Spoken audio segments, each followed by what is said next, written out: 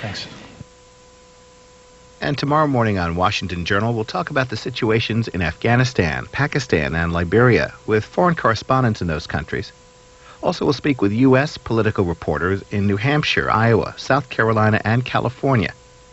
Plus, aviation security with a consultant in the field, Michael Boyd. Washington Journal's at 7 a.m. Eastern. And a live picture from Arnolds Park, Iowa tonight, where we plan live coverage of Democratic presidential candidate Howard Dean at this event with the Dickerson County, Iowa Democratic Party. We understand that he's running just a few minutes behind schedule, and we'll show you the event as soon as it begins. In the meantime, some of today's other political news from this morning's Washington Journal.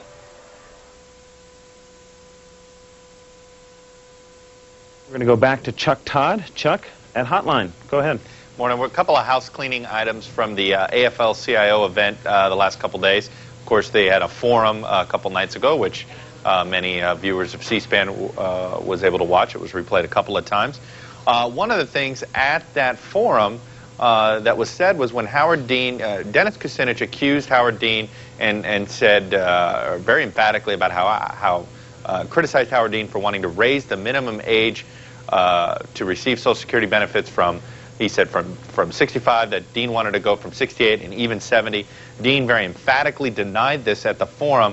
But then this morning there's a story about the Dean campaign realizes that Dean admits that he misspoke.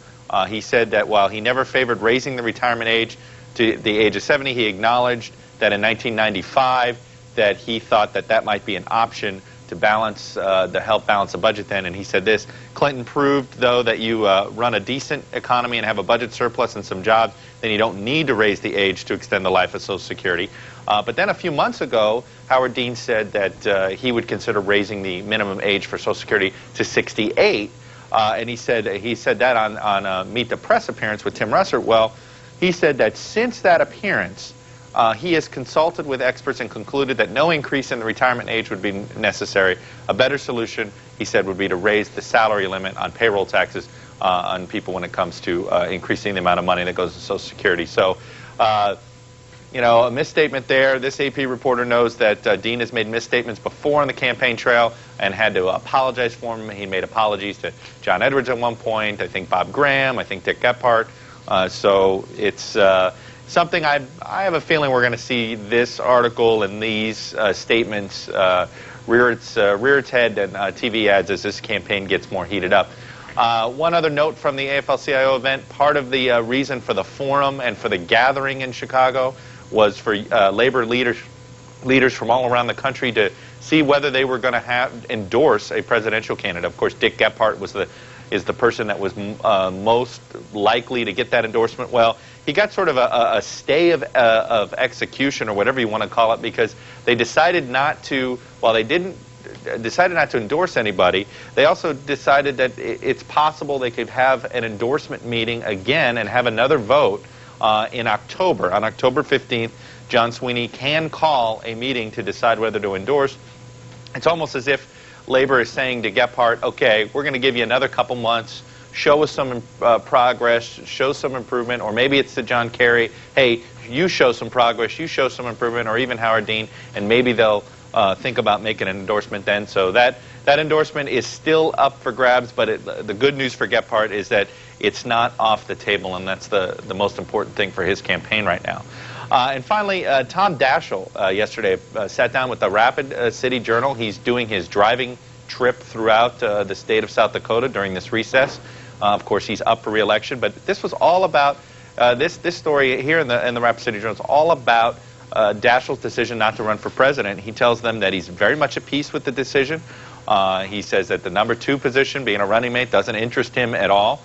He reiterated the fact that he's not going to endorse again. But a couple little things just for the history of Daschle's decision. He said that despite reports to the contrary that his wife, Linda Daschle, who is a fairly prominent lobbyist here in town, had nothing to do, it wasn't anything that she had not vetoed the decision. She had not told him that, she didn't want him to run. He said, in fact, that the night before he announced that he wasn't running, he says, she went to bed thinking I was going to run. He says Linda initially was very concerned about it and had expressed a lot of reservations, but then slowly he said she does this. She slowly got comfortable with the idea and actually really got into it. So contrary to popular belief, it was not Linda Daschle who sort of nixed this idea, but it's Tom Daschle himself. He says he just enjoys his job too much, and he realized in a meeting with Dick Gephardt that Gephardt was right. If he was going to run for president, he'd have to resign his position as leader, and Daschle just didn't want to do that. He'd rather stay a Senate leader. So just a little updating for the historical files on why people don't run for president. All right, Chuck Todd, and if we want to find Hotline online, where would we do that? Go to nationaljournal.com and send us lots of money. All right. Thanks. All right. And next, live here on C-SPAN from the Arnolds Park Pavilion in northwest Iowa, Democratic presidential candidate Howard Dean, former Vermont governor, is on the premises, and the event's about to start. Like this when I was a county chair. Good party, don't I? This is great.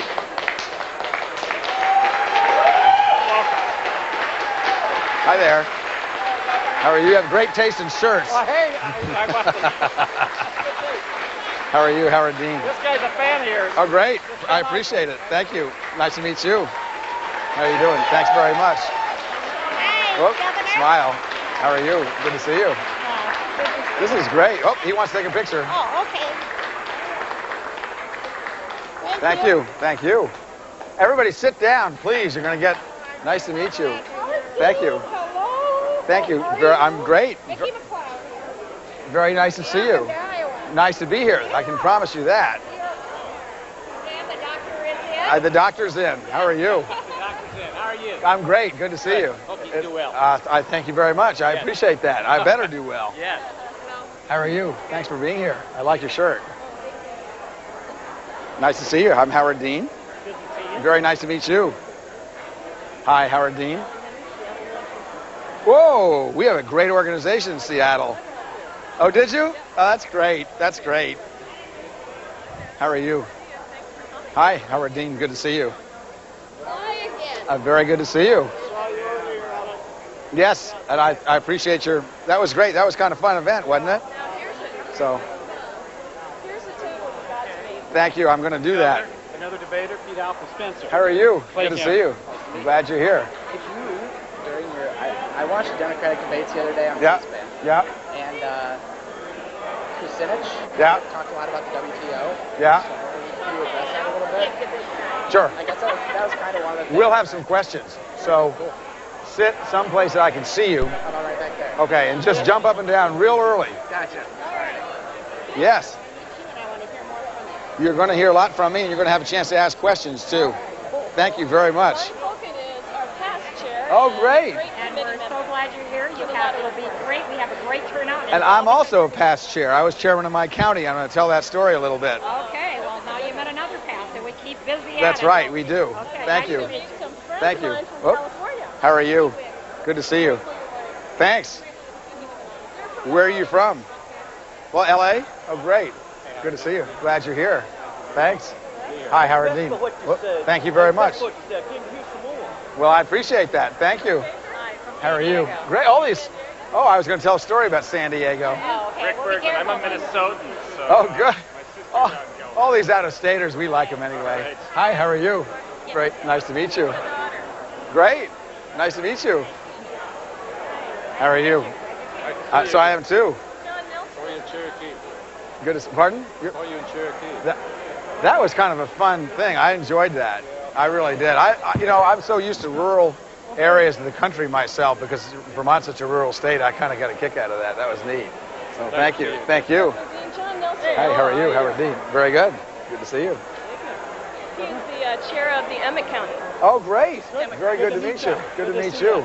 We had Are you- a fundraiser, or not a fundraiser, a meeting at our house earlier. Yes. You had called me and talked. Yep. Is Wayne West the former chair? No, he's a county supervisor. Okay. All right. I've been chair for almost ever. Oh, we have you? Yeah. We'd love to have your help. Got a lot of We- I used to have Emmett County, don't anymore. But never would have You got want to get a lucky with picture? Got one. Okay. Very good. Greg got one for me. I better say hi to these guys Yes, over here. Superintendent Tim Green. How are you? Very good to see you. You're the superintendent of schools? Yes, I am. Great. And you're a big fan of No Child Left Behind, right? And wonderful, wonderful superintendent. And that's coming from a How are teacher. you? You know, Good. Thank you. No, we would like to see a lot of things change. Yeah, we're going to see a lot of things Especially change. with leadership, Yeah, there. It's awful, isn't it? Awful. We do a great job here, though, in Iowa, so we've got our model set through, and hopefully we won't have any problem with it.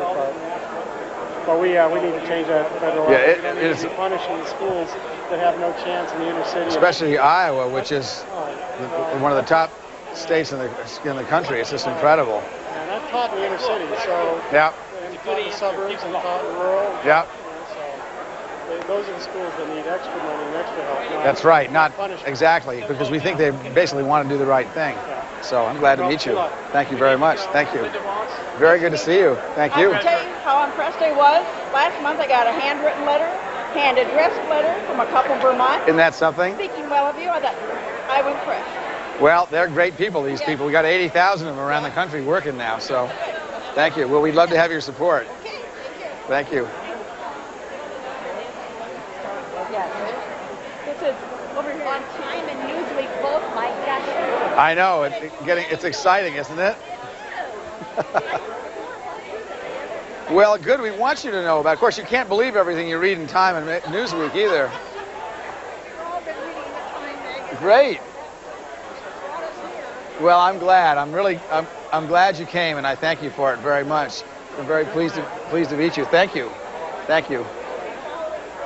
Well, please do. We need your help. Oh, I just saw you over there. How are you? How do you do? I do very Fine, well. Thank you. Say, I have a son over here that is 100% service connected, and he's had a disability of the brain. And I was wondering tonight if you were going to talk anything about how they're going to be cutting the veterans. Well, I think I might do that. Very I good. think I might do it. Thank you, sir. Thank you. See you, Bob. Very good to see you. Supporter of yours. Well, I appreciate the help. Very nice to see you. Our son and daughter live in Newport, Vermont. They moved there about a year and a half ago. Isn't it beautiful? You know, have you been to see him up there? Yeah, a couple of You know that big new office building? Yeah. That's what we did. I'm so proud of it. We could have spent $3 million and we spent 15 instead. And I'm a tightwad, but what we did was we bought everything we could get our hands on. That waterfront was all torn down, nonsense, horrible buildings. We tore everything down, put in a bike path, and built that and put it in the park because it's so beautiful, and the whole town was turned away from the lake, which makes no sense whatsoever. Yeah, that's just beautiful. So, yeah, he's got a small business. He's getting started up there. He can live any place in the country. well, that's if you can stand the winters, it is the most incredible place up there. It's just really beautiful. Yeah. So, listen, good luck. All right. Good luck. I'm glad. Thank you. And thank you for your support, too. Hi. I'm Howard Dean. Very nice to see you. Also on our committee. And how are you? Very nice to see you. Glad to meet you. This is the band. Great. Hey, guys. How you doing? Sure. Let's do it. Another band. I already said hi to you, but we'll do the picture here. Oh, wait. Oh, come on. Just wait for me. All right. We're going to corral you in here. You got it? All right. Thank you. Thank you. What's that? I don't think so. I have to go to Minneapolis tonight. My car. Oh, here we go. No, don't you want to be in this? Let's get somebody else to take the picture and we'll put you in it. You sure? All right. Okay. You want to do it? Thank you. Thank you. Okay. Are ready to rock and roll? Yes. Very nice to be here. This is great. Continue your fight on social security. Yes, sir. Appreciate it. Yes, sir. Thank you. Thanks very much. Thanks. Well, I'm glad you did because we got a lot of friends in Minnesota and we're going to work hard there. Thank you. Nice to see you. How are you?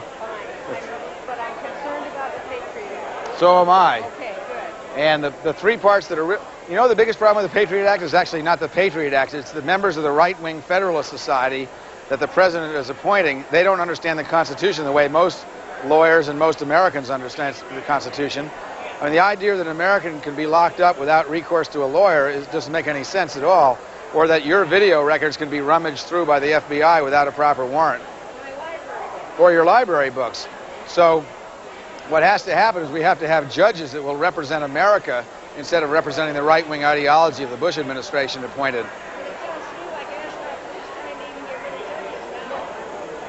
I know. I've known John for a long time. Civil liberties was never his big thing. I know it.